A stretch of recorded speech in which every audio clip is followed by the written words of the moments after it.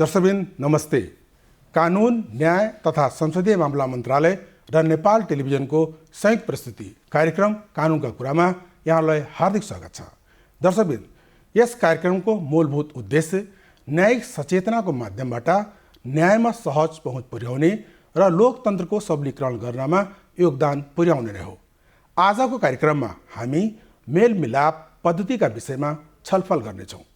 अनौपचारिक वा वैकल्पिक पद्धतिका रूपमा पक्ष वा विपक्षलाई न्यायिक रूपमा विवाद समाधान गर्नका लागि मेलमिलाप पद्धतिलाई अंगीकार गर्दै अगाडि बढिएको छ। मेलमिलाप पद्धतिमा पक्ष विपक्ष अर्थात् मुद्दामा सहभागी दुवै पक्षको सुनिश्चित जित हुने गर्दछ, जसले गर्दा दुवै पक्षमा शान्ति र न्यायको अनुभूति हुने गर्दछ।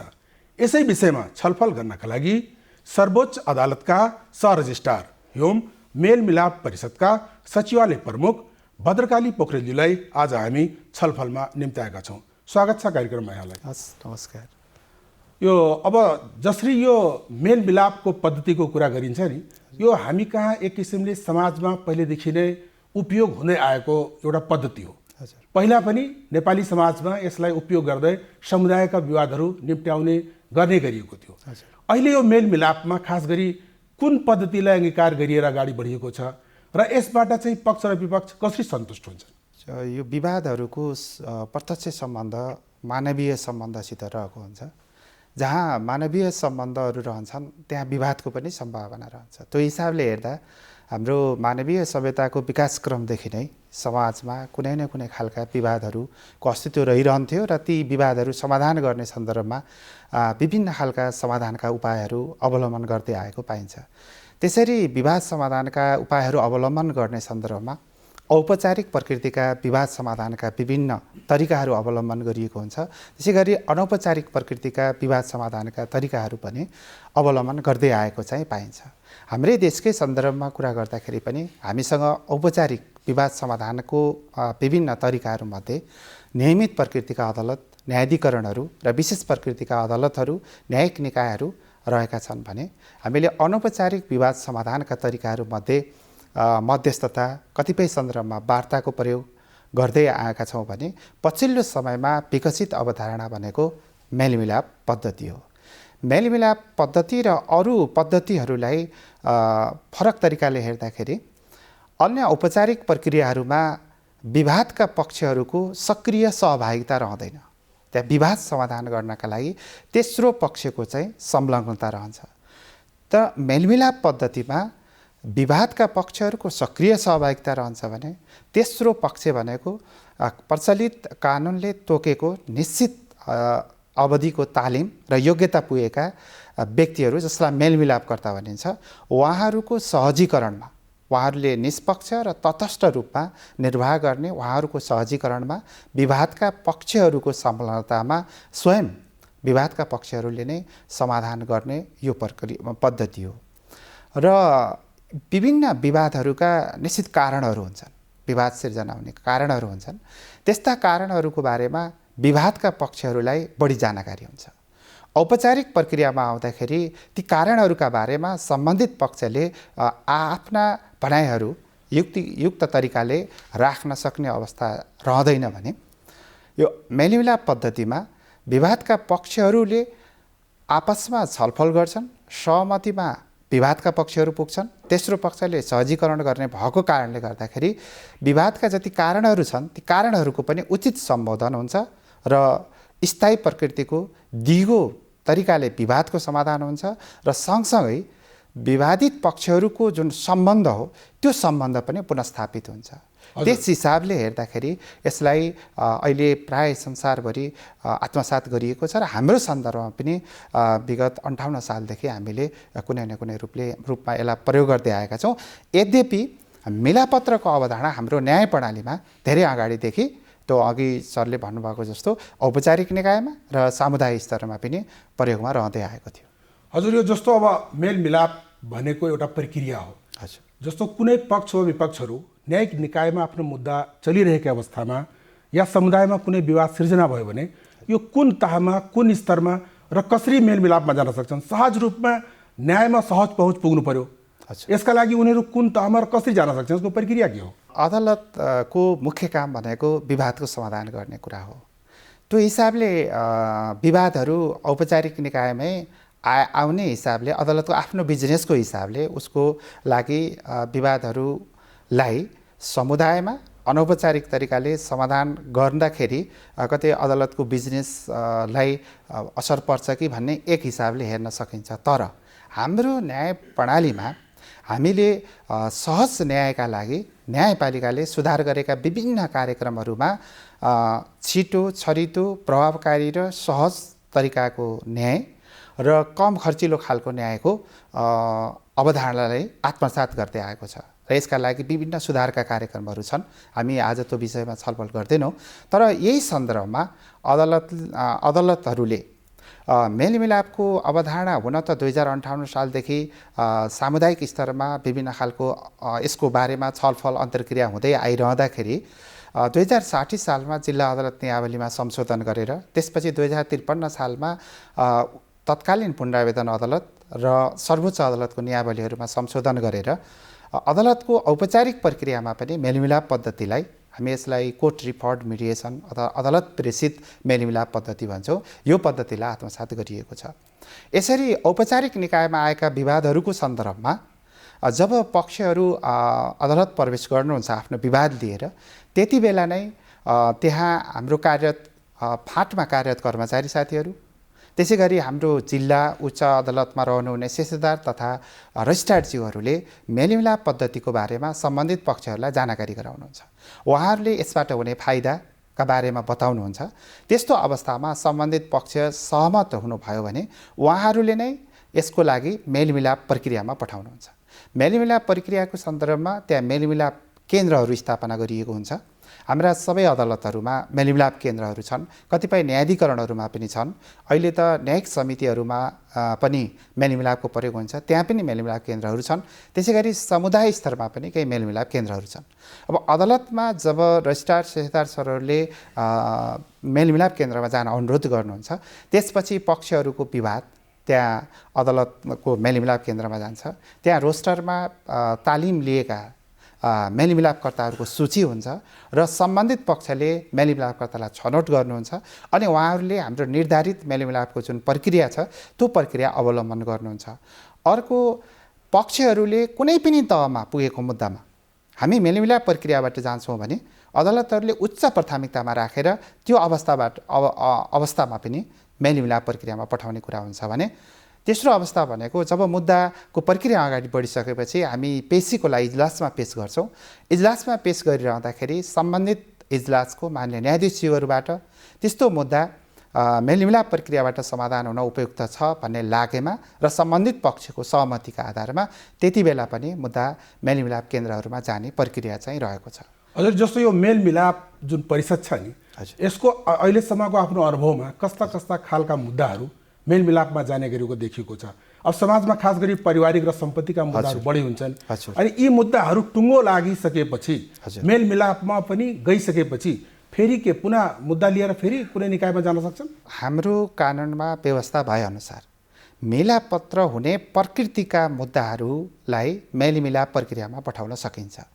मेलापत्र हुने प्रकृतिका मुद्दा भन्दा सामान्यतया दुनियावादी, देवानी र फौजदारी प्रकृतिका मुद्दा र अहिले पछिल्लो केही कानुनले केही सरकारवादी मुद्दाहरूमा समेत मेलापत्र हुन सक्छ।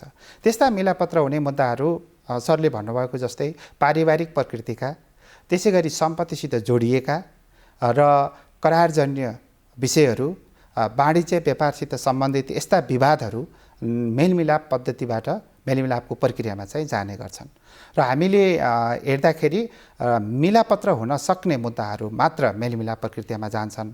अझ सरल हिसाबले हेर्दाखेरि सरकारवादी फौजदारी प्रकृतिका मुद्दाहरूमा मेलमिलाप प्रक्रियामा पठाइँदैन र यस प्रकारका विवादहरू जब मेलमिलापमा जान्छन् त्यो चाहे जुनसुकै तहबाट भएको होस्, अहिले औपचारिक निकायमा आएका मुद्दाहरू मेलमिलाप प्रक्रियाबाट सहमतिमा पुगिसकेपछि फेरि त्यस्ता विवादहरू इजलासमा आउँछन् र मिलापत्र हुन्छ।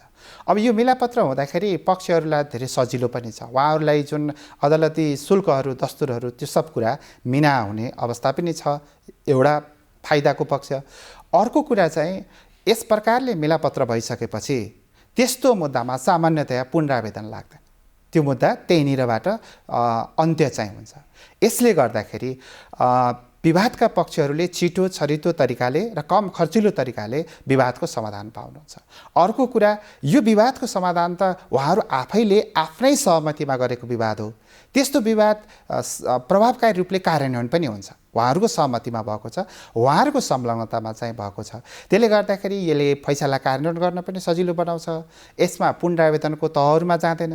हामीले त्यही विवाद, जिल्ला अदालतमा चलेको विवादलाई यदि मेलमिलाप प्रक्रियाबाट समाधान गरेनौँ र नियमित प्रक्रियाबाट समाधान गऱ्यौँ भने एक तह पुनरावेदन गर्न पाउने प्रचलित कानुन संविधानले अधिकार प्रदान गरेको छ। र त्यस्ता मुद्दाहरूमा पुनः त्यो तल्लो तहले गरेको निर्णय केही हदसम्म उल्टी भयो भने ती मुद्दाहरू फेरि दोस्रो तहको पुनरावेदन पनि लाग्न सक्छ। यसरी एउटा विवाद निरन्तर लामो समयसम्म चलिरहने अवस्था रहन्छ भने मेलमिलाप पद्धतिको महत्त्वपूर्ण फाइदा भनेको, यसको सकारात्मक पक्ष भनेको, एकातिर विवादको स्थायी रूपमा समाधान हुन्छ, अर्कोतिर विवाद समाधानपछि सम्बन्धहरू पनि पुनर्स्थापित हुन्छन् र सँगसँगै विवादको जुन विभिन्न तहहरू र चरणहरू हुन् त्यो पनि चाहिँ कम हुन्छ।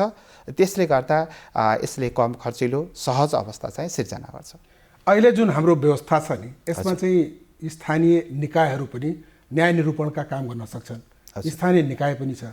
ती स्थानीय निकायले पनि मेलमिलाप पद्धतिलाई अंगीकार गरेर अगाडि बढेको या कस्ता कस्ता मुद्दाहरूलाई लिएर अगाडि बढेको देखिएको छ। अहिले पछिल्लो हाम्रो संविधान आइसकेपछि राज्यको जुन शासकीय यसको संरचना स्वरूपमा परिवर्तन भयो, त्यही अनुरूप सङ्घीयताको चरणमा जुन हाम्रो स्थानीय सरकारको रूपमा छन्, स्थानीय तह रहेको छ, त्यो स्थानीय तहले हामीसँग 753वटा निकायहरू छन्। त्यस्तो निकायहरूमा न्यायिक अधिकार प्रदान गरेको छ। स्थानीय सरकार सञ्चालन सम्बन्धी जुन ऐन 2074 छ, त्यसले स्थानीय निकायहरूमा न्यायिक समितिको गठन गरेको छ र त्यो निकायहरूमा दुई प्रकारले विवादहरू समाधान हुने खालको सिर्जना गरेको छ अवस्था।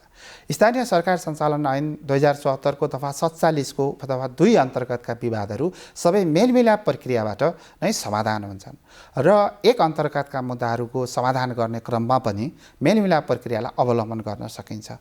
यसको मुख्य चाहिँ यसले सहज गर्न खोजेको कुरा स्थानीय प्रकृतिका सानातिना विवादहरू, त्यस्ता विवादहरू सम्बन्धित पक्षकै संलग्नतामा र स्थानीय रूपमा त्यहाँ रहने मेलमिलापकर्ताको सहजीकरणमा यी विवादहरूलाई स्थायी रूपमा समाधान गर्ने र समाजमा शान्ति, सुरक्षा, अमन चयन कायम गर्ने हिसाबले यो अभ्यासमा ल्याइएको छ र हालसम्म ती निकायहरूमा मेलमिलाप पद्धतिको चाहिँ प्रयोग हुँदै आएको छ। यद्यपि हामी यो स्थानीय तह अथवा समग्र सङ्घीय प्रणालीको कार्यान्वयनको प्रारम्भिक चरणमा छौँ। पहिलो चरणको चाहिँ यो अवधि भर्खर सकिँदैछ। त्यसमा केही पूर्वाधारहरू तयार गर्ने, विशेष गरेर त्यसको प्रक्रियागत एकरूपतामा र केही सुधार गर्नुपर्ने पक्षहरू छन्। त्यसको अलावा करिब यो अवधिमा करिब 22,000 जति विवादहरू मेलमिलाप प्रक्रियाबाट समाधान भएको तथ्याङ्क सामान्य प्रशासन, सङ्घीय मामिला तथा सामान्य प्रशासनबाट हाम्रो सचिवालयमा जानकारीमा चाहिँ प्राप्त भएको थियो। त्यसले गर्दाखेरि यसले स्थानीय तहमा ती विवादहरू सदाका लागि समाधान गर्ने गरी जुन प्रक्रिया अवलम्बन गरिएको छ, यसले एकातिर न्यायिक विकेन्द्रीकरणको अवधारणालाई पनि कार्यान्वयन गरेको छ, अर्कोतिर चाहिँ मेलमिलाप पद्धतिलाई चाहिँ प्रभावकारी रूपले प्रयोग गर्ने अवसर पनि सिर्जना गरेको छ र तेस्रो महत्त्वपूर्ण कुरा भनेको स्थानीय तहमा हुने सानातिना खालका विवादहरूलाई सम्बन्धित पक्षको संलग्नतामा समाधान गर्ने अवसर सिर्जना गरेको छ।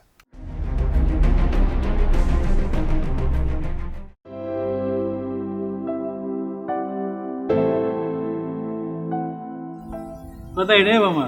बजार जान लाग्यो हजुर, पानी दिनुहोस् न। ल अनि के गरे त्यो? आफूले पानी खानबाट दिएपछि होइन? अब मान्छे पनि कहीँ छोइन्छ त? हामी सबै एउटै ईश्वरका सन्तान, सबैको रगत राखेको छ। जातीय आधारमा को ठुलो को सानो, छुत अछुत केही हुँदैन। कसैले कसैलाई धर्म, संस्कृति, रीतिरिवाज, जातीय सम्प्रदाय, पेसा र व्यवसाय अनि शारीरिक अवस्था वा सामाजिक समुदायको उत्पत्तिका आधारमा भेदभाव गरे। सार्वजनिक धार्मिक स्थलमा प्रवेश गर्न रोक लगाए। पानी पँधेरो प्रयोग गर्न वञ्चित गरेमा त्यस्तो कार्यलाई कानुनले अपराध मानेको छ। त्यस्तो अपराध गर्नेलाई 3 वर्षसम्मको कैद, 30,000 रुपियाँसम्मको जरिवाना वा दुवै सजाय हुन सक्छ। अझ हाम्रो छोराछोरी जस्तै राष्ट्र सेवकले यस्तो कसुर गरे भने त थप 3 महिनाको कैद सजाय हुन्छ। नेपाल सरकार, कानुन न्याय तथा संसदीय मामिला मन्त्रालय। जस्तो यो मेलमिलापको प्रक्रियामा पद्धतिमा खास गरी मेलमिलापकर्ताको मध्यस्थ गर्ने व्यक्तिहरूको बढी भूमिका हुन्छ। तर भनिन्छ न्यायमा चाहिँ शिष्टाचार, सदाचार, नैतिकताको अवस्था हुन्छ। यो भावनाहरूलाई अंगीकार गरेर मेलमिलापकर्ताहरूको जनशक्तिको उत्पादन गर्नुपर्ने हो। मेलमिलाप परिषदले यस क्षेत्रको जनशक्ति उत्पादनमा के भूमिका निर्वाह गरिरहेको छ? हामीले सुरुमा सामुदायिक स्तरबाट मेलमिलाप पद्धतिलाई अगाडि बढाउने अभ्यास चाहिँ गऱ्यौँ। विभिन्न गैर सरकारी संस्थाहरूमा त्यसमा महत्त्वपूर्ण योगदान छ। त्यसपछि अदालतकै सक्रियतामा 2060 सालदेखि जिल्ला अदालत हुँदै 2063 सालमा तत्कालीन पुनरावेदन र उच्च अदालत नियावलीहरू संशोधन गरेर त्यो प्रक्रिया सुरु गरिसकेपछि त्यति बेला नै के महसुस भएको थियो भने हामी विभिन्न निकायमा समुदाय स्तरमा, अहिले त अब हामीले सामुदायिक स्तरको मेलमिलाप पनि प्रयोग गर्छौँ, वाणिज्य क्षेत्रमा पनि हामीले मेलमिलापको प्रयोग गर्छौँ, त्यसै गरी अदालतहरूमा पनि मेलमिलापको अभ्यास गर्छौँ र न्यायिक समितिमा त अघि नै मैले निवेदन गरेँ मेलमिलापकै आधारमा विवादहरू समाधान गर्छु। यसरी हेर्दाखेरि यो चारवटा क्षेत्रमा चाहिँ यो मेलमिलापको प्रयोग हुँदै गएको छ।